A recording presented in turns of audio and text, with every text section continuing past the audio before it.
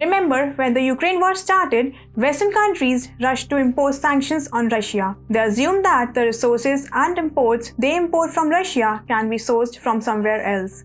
It's been 9 months now. Russia's superiority over resources had made its European counterparts realize that it can't be ignored.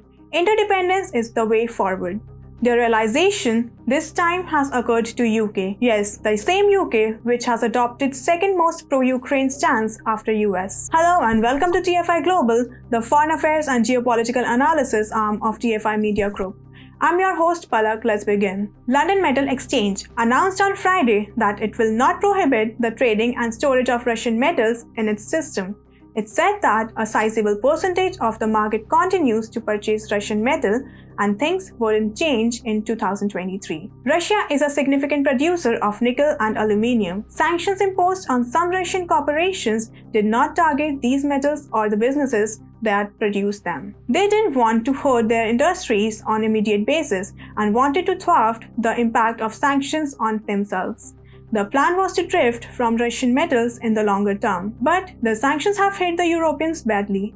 They first imposed sanctions on energy, hoping to reduce Russia's reliance on it, but failed spectacularly to find alternatives to Russian energy. They are paying through the nose for the few alternatives they have managed to find. After staying 7 days in YT jail, we are back.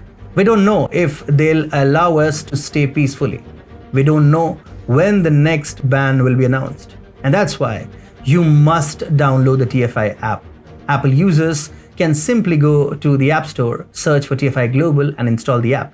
And since Google Play has banned us, Android users can download the app from the link in the description. We are in for a long haul, and only your support can help us fight this war.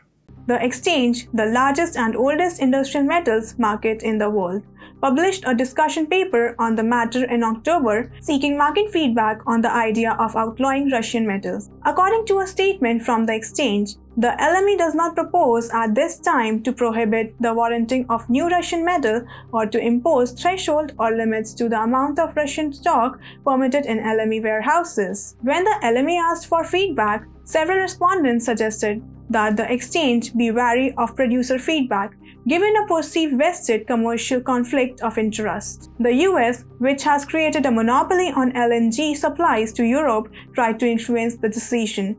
The American aluminium manufacturer Alcoa has long been outspoken about the need to bar Russian metal from exchange, storage, and trading. Several other manufacturers have also made public calls for a ban. Several big Russian companies of Russia have a large share in the world's metal market. Around 6% of the world's aluminium demands are met by Russia, which is also the largest producer of the metal outside of China. In 2021, non-nickel produced 193,006 tons of refined nickel, or nearly 7% of the production from mines worldwide. Glencore, a commodities trader, will purchase aluminium from Russia for the upcoming year, and the Russian manufacturer has already sold 76% of its raw aluminium and value-added goods. According to Western analysts, if the war is prolonged, the Russian economy will suffer.